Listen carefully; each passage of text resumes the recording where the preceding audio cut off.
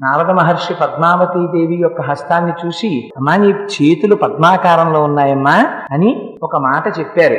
నీకు భర్తగా వచ్చేటటువంటి వాడు 3 లోకములకు శాసకుడైనటువంటి పరమేశ్వరుడు వెంకటేశ్వరుడు నీ భర్త అవుతాడు అని. నారద మహర్షి యొక్క వాక్కు, అయ్యవారు చేసిన ప్రతిజ్ఞ, పద్మావతి శ్రీనివాసుల పరిణయం పూర్తయింది. 6 నెలల పాటు శ్రీనివాస మంగాపురంలో విడిది చేసినటువంటి వెంకటేశ్వరుడు, ఎందుకంటే వివాహమైన తరువాత కొత్త జంట 6 నెలల పాటు కొండ ఎక్కకూడదు. ఇది పాటించి చూపించారు వెంకటేశ్వరుడు. అగస్త్య మహర్షి చెప్పారు 6 నెలల పాటు కొండ ఎక్కకూడదు అని. అందుచేత అగస్త్యాశ్రమంలో ఉండిపోయారు. 6 నెలలు ఉన్న తర్వాత కొండ మీదకి వెళ్ళారు. ఒకనాడు తొండమాన్ చక్రవర్తిని పిలిపించారు.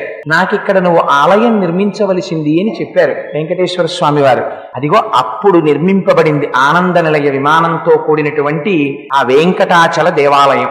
ఎలా ఉండాలో, ఆ దేవాలయంలో ఎన్ని గదులు ఉండాలో, ఏ మూల ఏది ఉండాలో, అగ్నిశాల ఎక్కడుండాలో, వచ్చిన వాళ్ళు కూర్చోవడానికి వేదికలు ఎన్ని ఉండాలో, ఎన్ని ప్రాకారాలు ఉండాలో, ఎన్ని గోపురాలు ఉండాలో, విమానం ఎలా ఉండాలో అన్నీ శ్రీ వెంకటేశ్వరుడే చెప్పారు.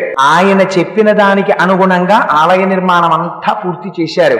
లక్ష్మీదేవి వస్తే తప్ప ఆలయంలో ప్రవేశించడానికి పరిపూర్ణత కలగదని ఆనాడు మళ్లీ సూర్యనారాయణమూర్తిని గరుత్మంతుణ్ణి పంపించి లక్ష్మీదేవిని పిలిపించారు. లక్ష్మీ అంత తొందరగా వస్తుందా అంటే వెంకటేశ్వరుడు స్పృహ తప్పి పడిపోయారని చెప్పవయ్యా, పరిగెత్తుకొస్తుందా అమ్మవారు అన్నారు. పాపం అమ్మవారు పరిగెత్తుకొచ్చింది. అమ్మవారితో కలిసి ఆ ఆనంద నిలయ విమానంలోకి చేరారు. తొండమాన్ చక్రవర్తిని ఆనంద నిలయ విమానం కట్టించే ముందు వెంకటేశ్వర స్వామి వారు ఒక మాట చెప్పారు. నీతోనే ఈ ఆలయ నిర్మాణం ఎందుకు చేయిస్తున్నానో తెలుసా? దీని వెనకాతల ఒక రహస్యం ఉంది. పూర్వం వైఖానసుడనేటటువంటి ఒక మహర్షి చతుర్ముఖ బ్రహ్మగారి గురించి తపస్సు చేశారు. బ్రహ్మగారు ప్రత్యక్షం అయ్యారు. ఏం కావాలని అడిగారు. నాకు శ్రీకృష్ణ భగవానుడి దర్శనం కావాలన్నారు. ఇవాళ కలియుగంలో శ్రీకృష్ణ భగవానుడే శ్రీనివాసుడిగా వాల్మీకమునందు ఉన్నారు. నువ్వు వెళ్ళి ఆ వాల్మీకము దగ్గర సేవించమన్నారు. ఆయన వెంకటాచలం కొండ ఎక్కి వస్తున్నప్పుడు ఆ వైఖానస మహర్షికి రంగదాసుడనేటటువంటి ఒక భక్తుడు కనపడ్డారు. ఇద్దరూ కలిసి వచ్చి వైఖానస మహర్షి రోజు వెంకటేశ్వర స్వామి వారికి అర్చన చేసేవారు. అప్పుడే ఈ రంగదాసుడు ప్రతిరోజు వెళ్లి స్వామివారికి కావలసిన పుష్పాల్ని, అక్కడ ఉండేటటువంటి పుష్కరిణిలో నీళ్లు పట్టుకొస్తూ ఉండేవాడు. పెద్ద నుయ్యి ఒకటి తవ్వాడు. ఆ నుయ్యి ఇప్పటికీ మీరు చూడొచ్చు. ఎక్కడుందో తెలుసా అండి ఆ నుయ్యి?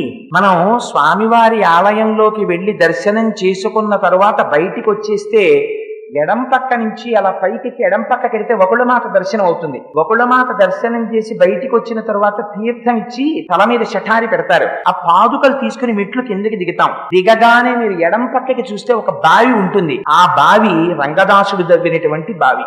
ఈ బావి నువ్వు తవ్వింది.